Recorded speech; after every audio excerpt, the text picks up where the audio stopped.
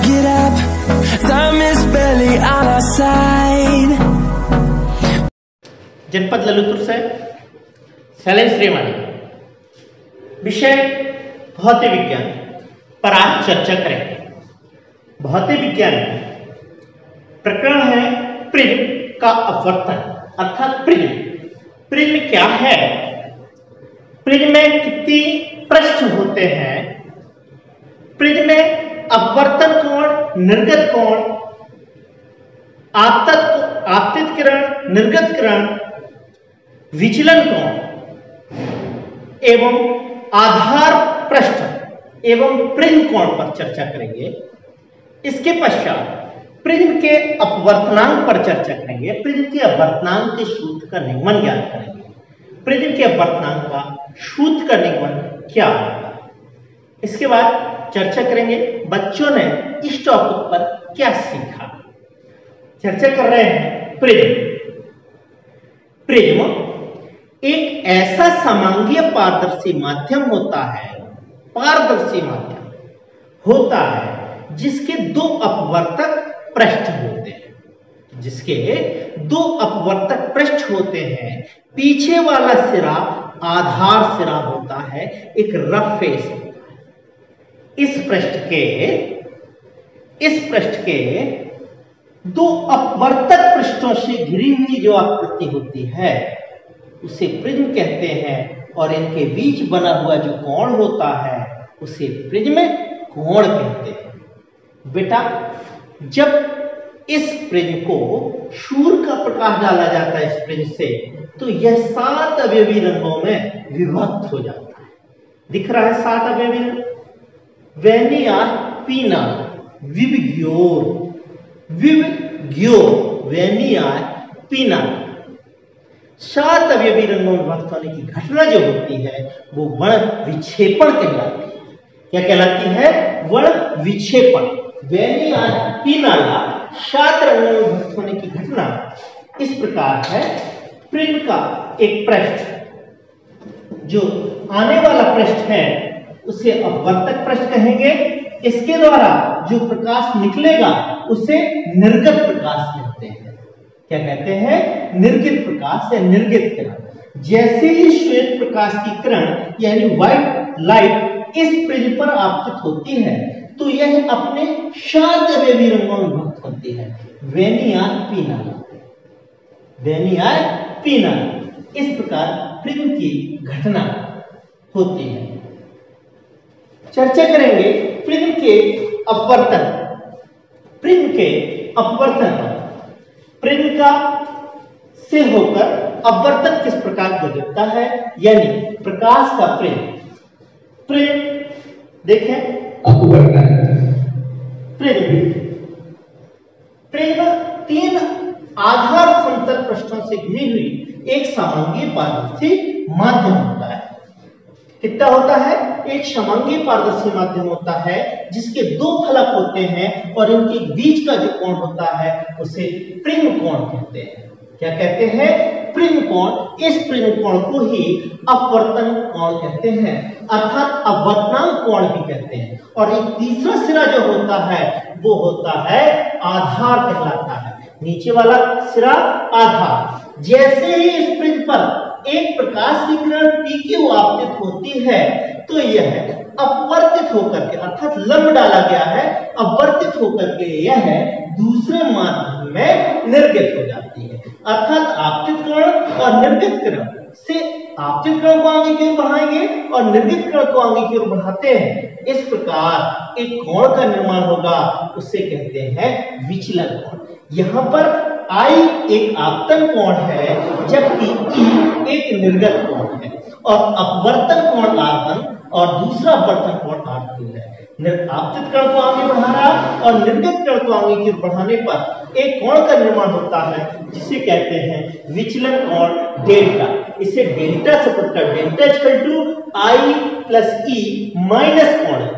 अब चर्चा करेंगे प्रिज्म से होकर अपवर्तन। यहाँ पर 2 पृष्ठ, यहाँ पर 2 पृष्ठ हैं। यहाँ पर दोनों पृष्ठ से एक आपतन कोण और विचलन कोण के बीच एक ग्राफ प्लॉट किया गया है, एक ग्राफ प्रदर्शित है। जैसे ही यह ग्राफ यह ग्राफ में आपतन कोण का मान आगे की ओर बढ़ाते हैं और निर्गत कोण की ओर आगे की ओर बढ़ाते हैं। जैसे ही आप आपतन कोण और विचलन कोण के बीच मान बढ़ता है, धीरे धीरे धीरे धीरे एक न्यूनतम वैल्यू आती है। जैसे ही न्यूनतम वैल्यू आती है I बराबर E, अर्थात आपतन कोण निर्गत कोण के बराबर हो जाता है। इस प्रकार धीरे धीरे धीरे धीरे विचलन कोण का मान बढ़ने लगता है।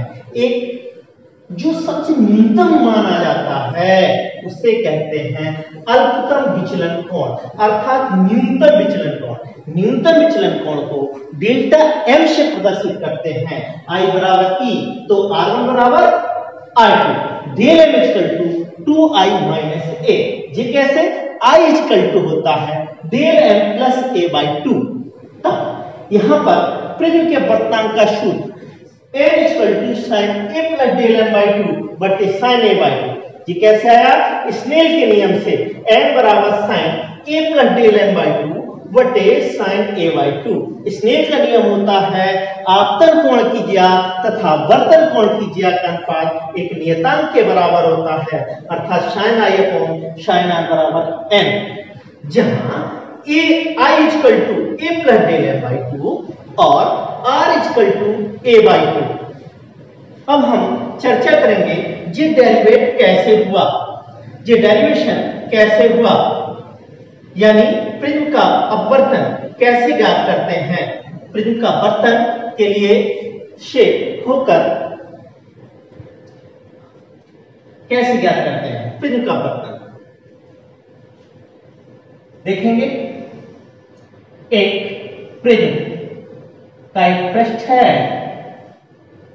A B C, इसमें जैसे ही एक आपतित किरण अब आती है और यह निर्गत होकर के यह अवलंब डाला गया, यहां पर अपवर्तित होकर के यह निर्गत हो जाती है, अर्थात PQ RS एक किरण, यहां पर आपतन कोण I है और अपवर्तन कोण निर्गत कोण I है।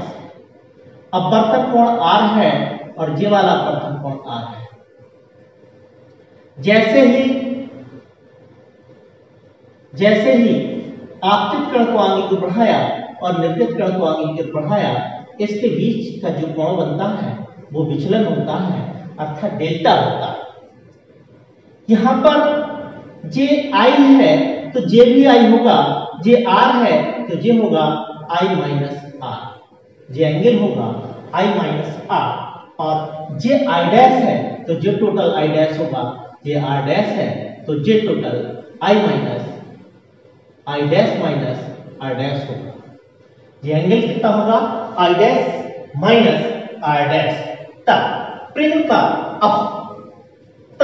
प्रिज्म के विचलन कोण के सूत्र से त्रिभुज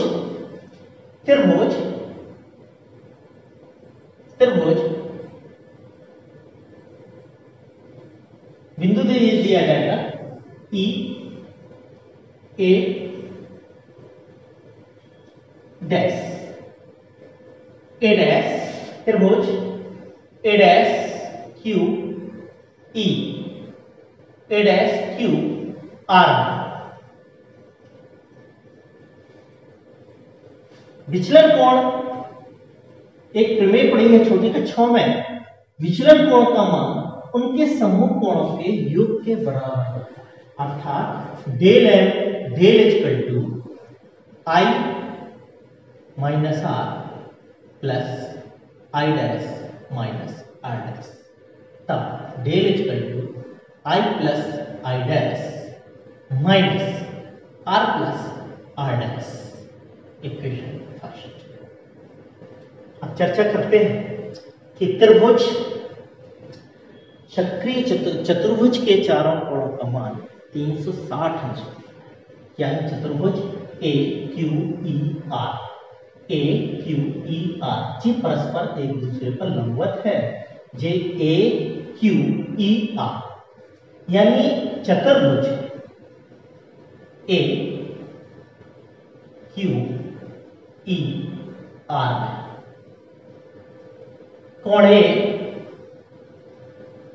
प्लस कोण Q प्लस कोण E प्लस कोण R बराबर 360। चतुर्भुज के, चूंकि चतुर्भुज के चारों कोणों का मान 360 है।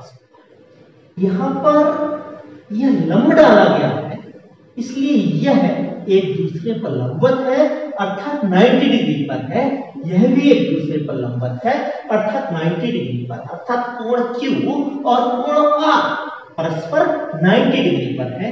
तो कोण A प्लस 90 प्लस कोण Q प्लस 90 प्लस कोण E प्लस 90 इक्वल टू 360, अर्थात कोण A प्लस कोण E इक्वल टू 360 माइनस 180, कोण A प्लस कोण E बराबर 180। Equation second.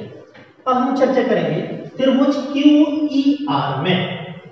त्रिभुज QER में प्रमेय पढ़ी है मैथमेटिक्स में, त्रिभुज के तीनों कोणों का मान 180 अंश होता है। क्या त्रिभुज के तीनों कोणों का मान 180 अंश होता है, तब R प्लस कोण E plus R dash equal to 180। Equation third. From equation second and third, equation second and equation third का with comparison, equation second and third with comparison क्या हो जाएगा? कोण E कोण E के इक्वल कोण 180 के बराबर, तो कोण A equal to R plus R dash, कोण A equal to R plus R dash. Equation fourth. Equation fourth का मान इक्वेशन फर्स्ट में put up value equation fourth in equation first. Equation fourth की वैल्यू इक्वेशन फर्स्ट में रखें, put up, यानी इसकी value यहां पे यहां से इसकी वैल्यू रखी जाएगी, तो डेल इक्वल टू हो जाएगा I plus I dash minus कोण A। इक्वेशन फिफ्थ, अर्थात कोण A बराबर है R प्लस R डैश, तो क्या हो जाएगा? Del equal to I plus I dash minus कोण A।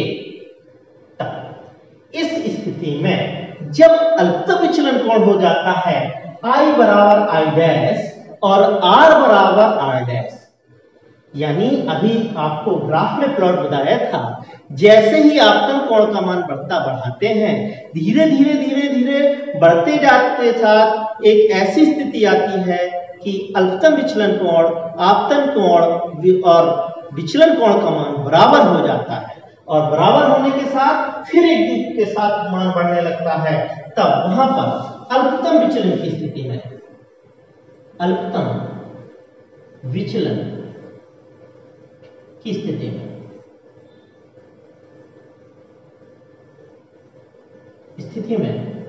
I equal to I dash, R equal to R dash और डेल इक्वल टू डेल, अर्थात आपतन कोण निर्गत कोण के बराबर और अपवर्त Y डैश R बराबर R डैश तथा delta equal to delta M। तब equation 5, from equation 5 del equal to I plus I dash minus कोण A, अर्थात del equal to del M I plus I dash, अर्थात I plus I plus I minus कोण A, minus कोण A, del M equal to 2I minus कोण A। तब 2I equal to del M plus कोण A, I equal to del M plus कोण a/2। Equation है 6। अब from equation 4 कोण a = r plus r dash। The r = r dash, तब क्या हो जाएगा बच्चा? कोण a = r plus r, अर्थात कोण a = 2r, r = कोण a/2 from 5th, 6th and 7th। Snell's law, from Snell's law, Snell के नियम से, स्नेल के नियम से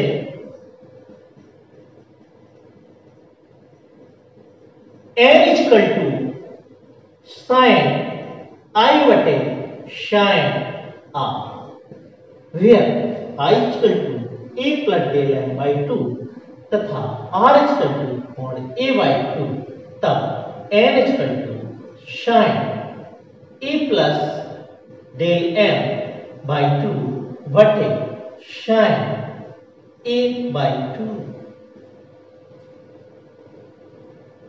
ये सूत्र जो निकल के आया वो प्रिज्म के अपवर्तनांक के सूत्र का निर्माण होगा n = sin a plus del m/2 बटे sin a/2।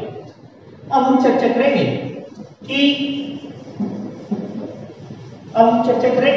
कि पतले प्रिज्म के लिए अपवर्तन का सूत्र क्या होता है। पतले प्रिज्म के लिए अपवर्तन का सूत्र का निर्माण क्या होता है। पतले प्रिज्म के लिए सूत्र का निर्माण, यानी पतले प्रिज्म के लिए सूत्र का निर्माण में हम चर्चा करेंगे यदि प्रिज्म बहुत पतला हो, यदि प्रिज्म बहुत पतला हो तो प्रिज्म के लिए अपवर्तन का सूत्र का निर्माण होता है। क्या आएगा? डेल m की वैल्यू क्या होगी? तब we know that Snell's law n = sin i/sin r, n = sin i/sin r from equation n = sin a plus del m/2 बटे sin a/2 with comparison। चूंकि sin i = i और sin r = r, तब n = i/r, then n = a plus del m/2 बटे a/2। 2 से 2 cancel. इसके topic में prism द्वारा परिक्षेपण अथवा वर्ण विक्षेपण की घटना क्या होती है। श्वेत प्रकाश जब प्रिज्म के ऊपर आपतित होता है तो 7 अवयवी रंगों में विभक्त होने की घटना ही वर्ण विक्षेपण अथवा परिक्षेपण कहलाता है। वर्ण विक्षेपण अथवा परिक्षेपण कहलाता है। यह श्वेत जब प्रकाश रंग यहाँ पर प्रिज्म डाली गई तो श्वेत प्रकाश 7 अवयवी रंग, बैंगनी रंग, नीला रंग, आसमानी, हरा, पीला, नारंगी, लाल। बैंगनी रंग का विचलन सबसे अधिक होता है जबकि लाल रंग का विचलन सबसे कम होता है। जब इस प्रिज्म के पृष्ठ पर प्रिज्म आपतित होता विचलन सबसे यहां से जो विचलन कोण होगा बैंगनी रंग का ज्यादा होगा जबकि लाल रंग का सबसे कम होता है। बैंगनी रंग का विचलन क्या होता है? कम होता है। हम अगले टॉपिक में चर्चा करेंगे कि वर्ण विक्षेपण की प्रिज्म का कोणीय वर्ण विक्षेपण क्या होता है। कोणीय वर्ण विक्षेपण, कोणीय वर्ण विक्षेपण अभी चर्चा की। वर्ण विस्थापन अथवा परिक्षेपण, कोणीय वर्ण परिक्षेपण अथवा बल विस्थापन प्रिज्म पर जब श्वेत प्रकाश की प्रिज्म आपतित होती है तो वर्नियर रंग का विचलन सबसे अधिक होता है, डेल वी, जबकि लाल रंग का विचलन सबसे कम होता है, डेल आर। बैंगनी रंग का विचलन तथा लाल रंग के विचलन के बीच का जो कोण होता है वह कहलाता है कोणीय वर्ण परिक्षेपण अथवा कोणीय वर्ण विस्थापन। कोणीय वर्ण विस्थापन को थीटा से नोट करते हैं। यहां पर दो अवयवी रंगों में बैंगनी रंग और लाल रंग है, किन्हीं दो अवयवी रंगों, 7 रंगों में से किन्हीं दो अवयवी रंगों के बीच बना हुआ कोण कोणीय वर्ण विक्षेपण अथवा कोणीय परिक्षेपण कहलाता है। तब theta equal to del V minus del R. यहां पर डेल वी बैंगनी रंग का विचलन, डेल आर लाल रंग का विचलन है। तब बैंगनी रंग के विचलन के लिए अल्पतम विचलन के लिए del V equal to A N V minus 1, जबकि लाल रंग के विचलन के लिए del R equal to A N R minus 1। दोनों का मान इक्वेशन फर्स्ट में रखेंगे, तब क्या हो जाएगा, theta equal to del V minus del R A N B minus 1 minus A N R minus 1। ये दोनों में कॉमन रहेगा, N B minus A minus N R plus 1, 1 से 1 cancel, A N B minus N R. Theta equal to A N B minus N R, जहां A prism कोण, N B बैंगनी रंग का पर्तनांक, एन आर नीले रंग का लाल रंग का पर्तनांक। बेटा क्वेश्चन क्या हुआ, बैंगनी रंग का पर्तनांक क्या होता है, बैंगनी रंग का पर्तनांक एन वी। क्वेश्चन आए कि विचलन के पदों में कोणीय वर्ण विक्षेपण ज्ञात कीजिए, theta equal to del V minus del R. अब वर्तमान के पदों में कोणीय वर्ण विक्षेपण ज्ञात कीजिए, theta equal to A N B minus N R. Theta equal to A N B minus N R. बच्चों आज के टॉपिक में समझ में आया प्रिज्म क्या होता है, प्रिज्म किसे कहते हैं। एक दो पृष्ठों से घिरी हुई समांगी पारदर्शी माध्यम को प्रिज्म कहते हैं। प्रिज्म का वर्तनांक का सूत्र क्या होता है, N equal to A plus sine A plus del M by 2 बटे साइन ए बाई 2, जहां ए प्रिज्म कोण, डेल एम न्यूनतम विचलन कोण और कोण ए न्यूनतम कोण, एक प्रिज्म कोण। वर्ण विक्षेपण क्या होता है, वर्ण विक्षेपण अगले टॉपिक में चर्चा की। कोणीय वर्ण विक्षेपण क्या होता है, यानी वर्ण विक्षेपण क्षमता क्या होती है। वर्ण विक्षेपण तो बता चुका हूं, 7 अवयवी रंगों में विभक्त होने की घटना वर्ण विक्षेपण कहलाता है। वर्ण विक्षेपण क्षमता को ओमेगा से डिनोट करते हैं। ओमेगा इक्वल टू होता है theta del Y, where theta कोणीय वर्ण विक्षेपण अथवा कोणीय परिक्षेपण, डेल वाई पीले रंग का विचलन, ओमेगा वर्ण विक्षेपण क्षमता। ओमेगा इक्वल टू हो जाएगा del V minus del R बटे डेल वाई, यानी बैंगनी रंग, येलो रंग, रेड रंग, 3 रंग दिए जाएं तब वर्ण विक्षेपण क्षमता omega equal to del V minus del R बटे डेल वाई।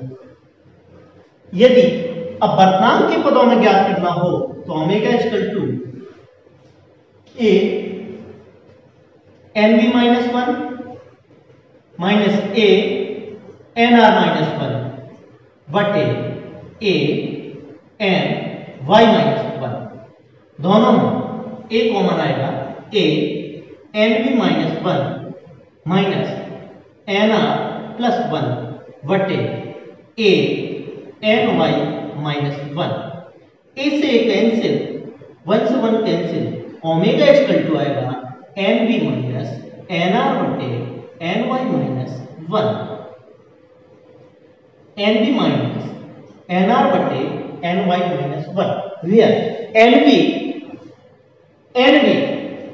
बैंगनी रंग का बर्तनांक, एन आर लाल रंग का बर्तनांक, एन वाई पीले रंग का बर्तनांक है। ये सूत्र del B minus del R बटे डेल वाई, डेल बी बैंगनी रंग का विचलन, डेल आर लाल रंग का विचलन, डेल वाई पीले रंग का विचलन है। तो समझ में आया वर्ण विक्षेपण किसे कहते हैं? वर्ण विक्षेपण क्षमता यानी कोणीय वर्ण विक्षेपण तथा माध्य पीले रंग के विचलन के कोण के अनुपात को वर्ण विक्षेपण क्षमता कहते हैं। वर्ण विक्षेपण क्षमता को ओमेगा से नोट करते हैं, omega equal to theta upon del Y. Theta व्यंग्य थीटा, जहां पर थीटा जो है कोणीय वर्ण विक्षेपण है। तो इस क्वेश्चन में आप लोगों ने क्या सीखा, इस टॉपिक में आपने क्या सीखा कि वर्ण विक्षेपण क्षमता किसे कहते हैं? वर्ण विक्षेपण क्षमता बच्चों को ही बताएगा। वर्ण विक्षेपण क्षमता क्या होती है? कोणीय वर्ण विक्षेपण तथा माध्य पीले रंग के विचलन के कोण का अनुपात, विचलन का अनुपात क्या कहलाता है? वर्ण विक्षेपण क्षमता। तो अभी आपने इन टॉपिकों पर चर्चा की, वर्ण विक्षेपण क्षमता, कोणीय वर्ण विक्षेपण क्षमता और वर्ण विक्षेपण क्षमता प्रिज्म का बर्तनांक।